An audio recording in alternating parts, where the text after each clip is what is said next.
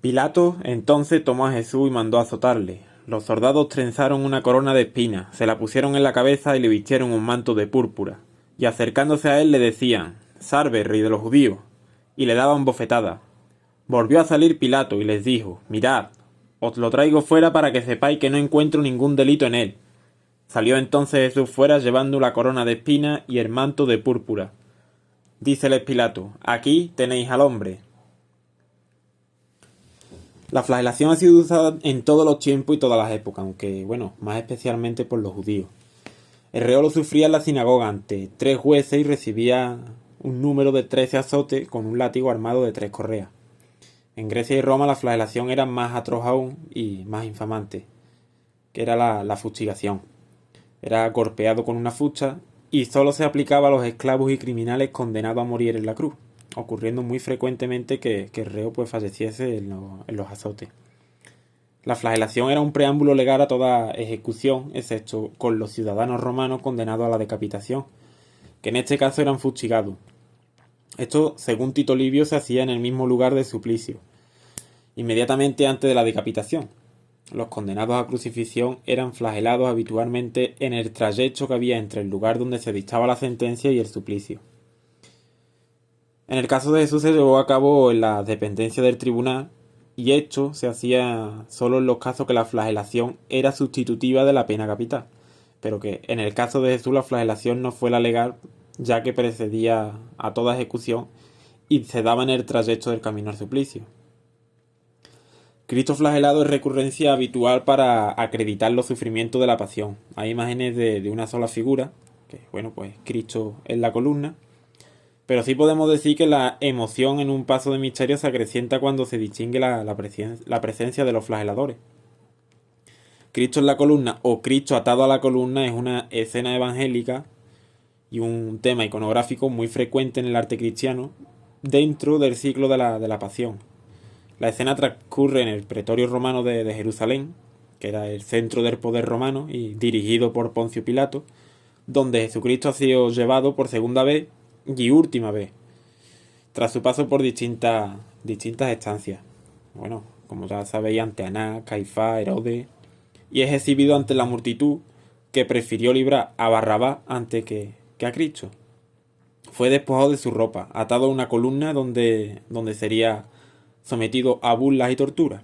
Y bueno, y estas escenas podemos comprobarlas en los pasajes evangélicos que tratan de este asunto, como serían los de Mateo 27, Juan 18 y 19 y Lucas 22 y 23. El Cristo flagelado, como bien sabéis, siempre va acompañado de una columna. A veces esta columna se representa como elemento sustentante, es decir, que va desde el suelo hasta el techo, o como una pequeña columna de aproximadamente 1 metro de altura y provista de unas argollas en las que Cristo puede estar encadenado o atado a ellas.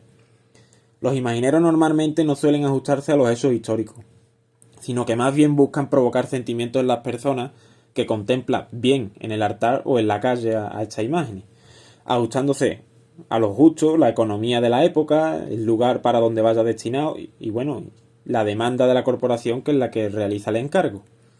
Si nos ponemos a indagar un poco en la historia del arte, vemos como en el Renacimiento y el Manierismo, que sería la transición entre el Renacimiento y el Barroco, se generalizó la visión del protagonista atado a una columna de fuste alargado, la cual fue utilizada en numerosas ocasiones como mero pretexto para mostrar las excelencias y la hermosura del cuerpo de Jesús mediante elegantes contrapuestos. Un ejemplo de ello podemos verlo en la talla granadina del Cristo de la Paciencia, una obra atribuida a Pablo de Rojas, o en el Cristo de la Humildad de San Lucas la Mayor, en cuanto al empleo de un fuste largo. Encontramos también una serie de representaciones de arcaico regusto medieval, como puede ser ya el desaparecido Cristo de la Misericordia del Araá, una efigie de principio del siglo XVI, y reproducida por Castillo Lastruzzi. Y a la órbita renacentista se ascribe también la imagen de Jesús de la columna de Archidona, con un clásico regusto anatómico y sometido a una tensión basculante de signo manierista. Bueno, y relacionándose con Pablo de Rojas y Diego de Vega. En cuanto a un juego zigzagueante impuesto al cruce de sus extremidades, encontramos como magnífico ejemplo la tabla columna de Utrera, pieza del siglo XVII, y adscrita al círculo rondanesco. Mientras que por el contrario las representaciones barrocas prefirieron la columna de fuste corto y perfil troncocónico, ya que la misma posibilita presentar al Cristo arqueado por el dolor, sin punto de apoyo alguno e indefenso frente a toda suerte de golpes articulados por los verdugos. Bueno, y al triunfo de esta nueva corriente también contribuyó el recuperado prestigio logrado por la columna de pórfido rojo que el cardenal Giovanni Colonna depositó en 1923 en la iglesia de la Santa Prácede en Roma, en calidad de supuesta reliquia del soporte de la flagelación.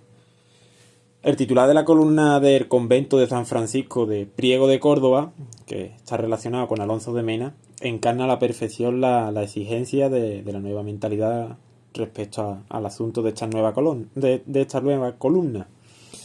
Otra modalidad que podemos encontrar se remitiría a la influencia de las fuentes grabadas, en las que se muestra a Cristo atado a un fuste con las manos en la espalda, tal como lo muestra José Micael en el malagueño Cristo de la Salud. Y otras esculturas se recrean en siluetas sinuosas con una cadencia volumétrica inherente, en la que se adelanta la parte del tronco, adelantamiento del tronco. Por ejemplo, podemos ver en el Jesús del Dolor, tallado por Joaquín Bilbao para la Hermandad de Cigarrera de Sevilla. Teniendo en cuenta la forma y la actitud, la anchura de la columna de la flagelación de Jesús, después de haber enumerado las diversas columnas o troncos de columna que hay en diversos lugares y que se dicen haber sido sobre los cuales Jesús fue azotado, se escribe del siguiente modo, refiriéndose a la pequeña, la conservada desde el siglo XIII en Roma, en la iglesia de la Santa Prácede, que se dice que es muy pequeña para que hubiese servido para inmovilizar el cuerpo del reo, el cual tenía las manos atadas en alto y los pies abajo, y de este modo se ligaba a la columna.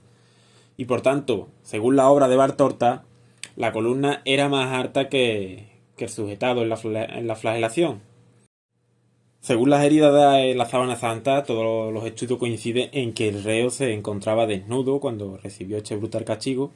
Respecto a la postura que había mantenido durante sí mismo, pues sí es cierto de que la mayoría indican que el hombre de la síndole debió ser atado por las manos a un objeto fijo como un pilar y fue golpeado estando encorvado.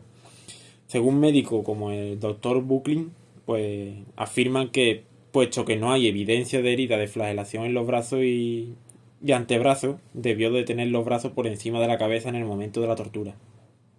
También el hecho de que la mayoría de las heridas estén en el lado posterior del cuerpo puede llevar a pensar de que el reo estaba atado de tal modo de que la parte frontal de su cuerpo permanecía junto a una columna o un muro. Según la historia podemos encontrarnos la columna como baza y fuste, que sería la parte de debajo y el cuerpo de la columna, encontrando varios tipos de fuste, como serían el liso, estriado, con acanaladura, salomónica, bueno, y entre otras. Aunque si nos agarramos a la teoría de que era un elemento sustentante, podemos encontrarla con capitel, que sería la parte recargada de la columna, los cuales en la sociedad grecolatina predominan 5 órdenes, como serían los órdenes clásicos en Grecia, que sería el dórico, jónico y corintio, y los órdenes romanos, como serían el toscano y el compuesto. Si indagamos un poco más, encontramos 2 partes de la supuesta columna, la cual inmovilizó a Jesucristo en el momento de los azotes. Una parte de la columna se conserva en la Basílica del Santo Sepulcro en Jerusalén, y la otra parte se encuentra en la pequeña, aunque bellísima iglesia de la Santa Prácede, en Roma. Es de mármol blanco, veteado en negro, mide 50 centímetros de altura, 32 de ancho en la base y 20 centímetros en la parte superior, donde también se encuentra una argolla de hierro a la que posiblemente fuese atado Jesucristo en el momento de la flagelación.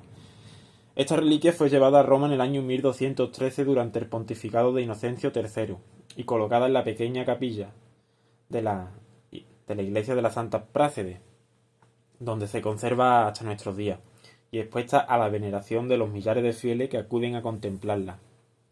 Se encuentra dentro de un gran capelo de cristal que la protege, a la vez que le sirve también de relicario. Si contamos las lesiones podemos contabilizar hasta unas 120 heridas en el tórax. en otras regiones del tronco y en principio de las extremidades. Es posible que las quemaduras causadas en la tela por el incendio que sufrió en 1532 hayan ocultado más heridas en los brazos. No es posible establecer un número exacto de golpes, que debieron ser muy elevados, ya que, entre otras razones, no sabemos cuántas extremidades tenía cada flagelo. Por ese motivo, tampoco podemos contabilizar cuántos latigazos recibió y mucho menos el número de flageladores. En el supuesto de que tuviese 3 cuerdas, se tuvieron que dar por lo menos unos 40 golpes, lo cual es significativo para establecer en el contexto histórico, porque la flagelación judía estaba limitada a 39 latigazos. Bueno, esto podéis también leerlo vosotros en la Biblia. Está recogido en Deuteronomio capítulo 25, versículo 3, mientras la romana carecía de un número exacto de golpes. A raíz de estas heridas de latigazo también podemos analizar el tipo de flagelo con el que se llevó a cabo tal tortura, dado que las heridas son semejantes a pequeñas mancuernas o pesas de gimnasia de unos 3 centímetros de longitud. Podemos imaginar cómo serían estos instrumentos lesivos, compuestos por una pequeña bolita unida por una barrita y ubicadas estas en los extremos de cada correa. Si bien desconocemos cuántas cuerdas tendría dicho flagellum o flagrum, que es el nombre que recibe este instrumento, que llegó a utilizarse en grandes castigos, llegando a desgarrar músculos, incluso llegando a provocar fracturas en algunos huesos. Entre los estudiosos acerca de la práctica de flagelaciones, como preámbulo a la crucifixión, hay mucho desacuerdo, ya que la mayoría de los escritores romanos de este tiempo no las asocian. Muchos expertos en la materia creen que Pilato originalmente ordenó como castigo único que Jesús fuese flagelado y que su condena a muerte por crucifixión fue solamente respuesta a la provocación de la muchedumbre, ya que no estaba defendiendo propiamente al César contra lo que dijera Jesús acerca de ser rey de los judíos. Los preparativos para la flagelación se llevaron a cabo. Al preso se le despojó de su ropa y le ataron las manos sobre la cabeza. Es dudoso de que los romanos intentaran seguir las leyes judías con respecto a la flagelación. Los judíos tenían una ley antigua que prohibía más de 40 azotes.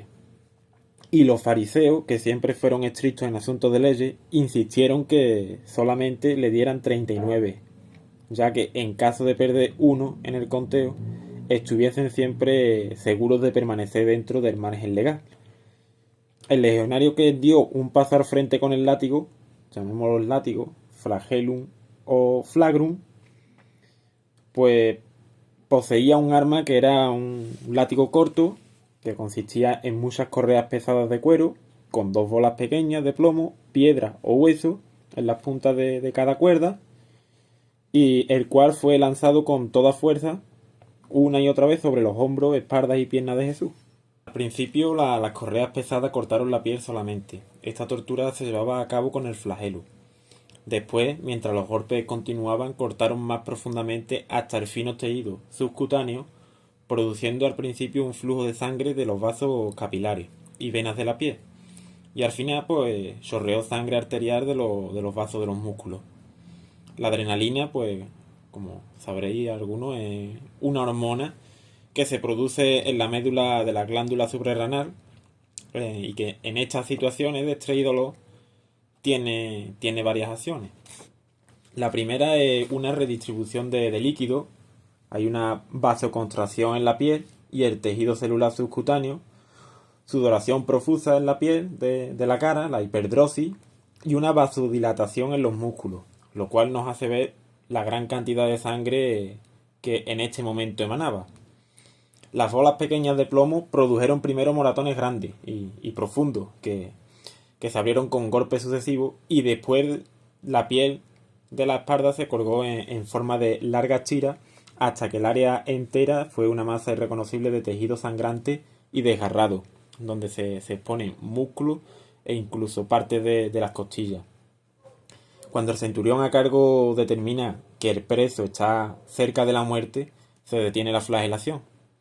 Los soldados tenían mucho cuidado de no puncionar un pulmón, causando así su colapso y acelerando la muerte y finalizando con la intensa y prolongada agonía. El sadismo de los soldados romanos ha sido objeto de muchas crónicas siempre de historiadores de la época. Durante esta increíble agonía, Jesús pues perdería el conocimiento varias veces, debido al dolor y a la pérdida de sangre. A Jesús, medio desmayado, se le desatan, se desploma sobre el pavimento de piedra, mojado en su propia sangre. Los soldados romanos ven como mofa que este judío provinciano se proclame rey. Y bueno, y según un estudio publicado en abril de 1991 en el periódico The Royal College of Physicians de Londres, Jesús de Nazaret fue llevado al pretorio para desempeñar el papel de, entre comillas, juguete para las tropas, costumbre que solían permitirse una vez al año.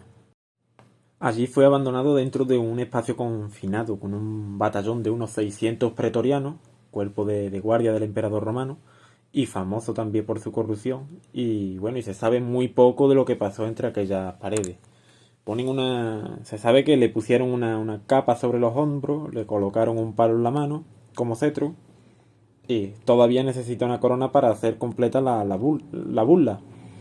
Un bulto pequeño de ramas flexibles, cubierta de largas espinas, pues fue trenzado en forma de corona y se le incrusta sobre el cuero cabelludo, donde otra vez vuelve a haber un sangrado abundante, ya que el cuero cabelludo es una de las áreas más vascularizadas del cuerpo. Y bueno, y aunque esta imagen no vaya a poseer una corona, vamos a dar unas breves pinceladas sobre cómo fueron la coronación de Cristo, que al parecer la corona no tenía la forma clásica que estamos acostumbrados a ver representada. Más bien tenía una forma de guirnalda o casco. Y esto, bueno, pues podemos verlo en un fresco existente en las catacumbas de Prextato, de la mitad del siglo II, donde se representa una corona en forma de capacete. En cuanto a las heridas, teniendo un juicio artístico, las lesiones provocadas en Jesús por la flagelación ha sido en su conjunto correctamente representada por los artistas imagineros. Varían desde la herida contusa lineal única, causada por una vara, a la herida contusa lineal en paralelo, producida por el látigo de 2 correas, o la herida contusa con solución de continuidad en la piel, para llegar a la herida contusa más profunda aún, que exterioriza el tejido muscular subcutáneo. No faltan representaciones de las heridas contusas redondeadas que provoca el flagelo, terminando en pequeñas esferas, como antes hemos dicho, de metal o en ástragos de carnero. Todas las heridas son de un gran verismo, y viendo que la contusión se le añade, según su profundidad, una zona de hematoma o equimiosis, no siendo rara la obligada hemorragia. Algunas imágenes representan lesiones de este tipo en número reducido, otras en una mayor cantidad, casi siempre en la espalda, aunque no faltan a veces en los miembros y en el tórax.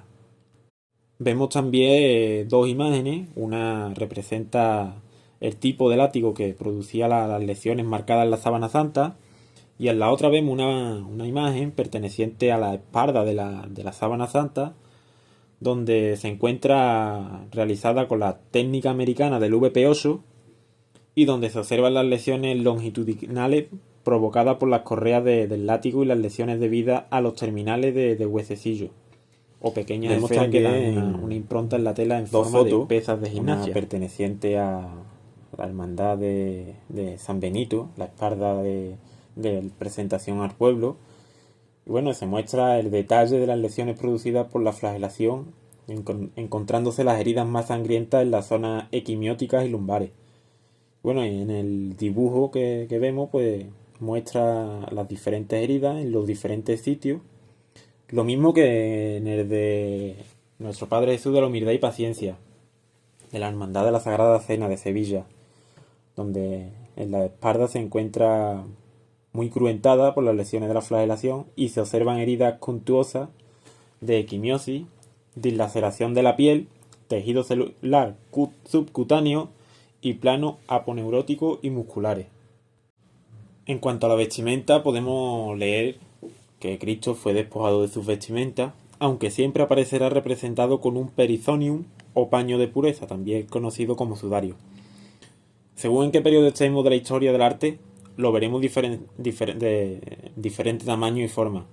Esto también nos sirve como aliciente para poder determinar el periodo en el que se creó, aplicándose también a los crucificados.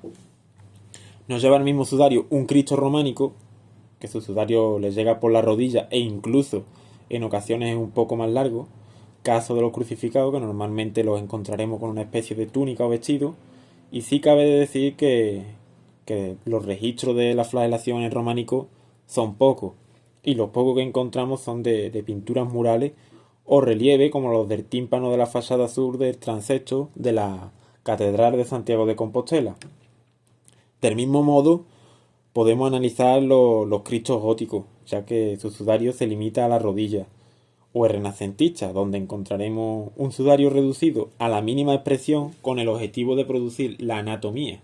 Eso sí, sin confundirlo con el sudario barroco, el cual encontramos reducido a la mínima expresión por el mismo motivo, pero en este periodo se gana tanto en volumen como en movimiento, y pudiendo encontrar innovaciones en esta prenda y pasar a reducirse aún más con el sudario cordífero, el cual permite dejar al aire una e incluso las dos caderas, intentando llegar a un realismo anatómico absoluto. Y bueno, este tipo de sudario podremos encontrarlo, por ejemplo, en imágenes como Jesús atado a la columna, de obra de Francisco Buiza y titular de la Hermandad de Cigarrera de Sevilla. Bueno, para finalizar este estudio, pues tenemos que hablar de la imagen que estamos viendo durante la realización de los directos. Se trata de una efigie de Jesucristo que plasma el momento de la pasión cuando Poncio Pilato manda a flagelar a Cristo. Es una talla de bulto redondo, modelada en terracota marrón, base realizada de cuerpo completo y anatomizada. Posteriormente será tallada a mano con la técnica del pantógrafo en madera de cedro real proveniente de Centroamérica, estucado con cola de animales como buey y conejo, y será policromada con pinturas al óleo, respondiendo a los cánones establecidos en la escuela sevillana barroca en los siglos de oro. Podremos percibir el instante en el que Cristo, tras haber sido flagelado, es liberado de una mano, viendo de esta forma un cuerpo desfallecido en el suelo, pero con gran movimiento. Las heridas irán acorde al estudio médico que se ha realizado, mostrándonos el dolor mediante la dulzura. Y por último, la postura irá acorde a los estudios que dicen que Cristo en los azotes estuvo atado con las manos encima de la cabeza. La columna será de orden toscano, irá policromada en una tonalidad marmórea, asemejándose al trozo de columna que se encuentra en la iglesia de la Santa Prácede en Roma, de mármol blanco con vetas negras, con una incrustación de una argolla de metal donde el reo irá atado. En cuanto a ropaje, veremos a Cristo con un paño de pureza tipo cordífero, en el que podrá apreciarse su anatomía de una forma más completa por uno de los lados de la cadera. La posición de la cabeza irá dirigida al suelo con visión de si en un futuro procesiona o estuviese en un altar, fuese dirigida siempre al fiel que va a orarle. Para finalizar, cabe decir que tanto para la realización de la imagen como de todo el estudio en general se ha tenido en cuenta estudio de la Santa Síndole, estudios médicos, investigación en libros de historia, historia del arte e iconografía, Nuevo Testamento y Evangelios apócrifos, pinturas, relieves y esculturas de todos los periodos de la historia del arte. Y bueno, para finalizar este vídeo, os facilito una bibliografía de donde se ha ido tomando en cuenta y extrayendo información para la realización de todo este proceso.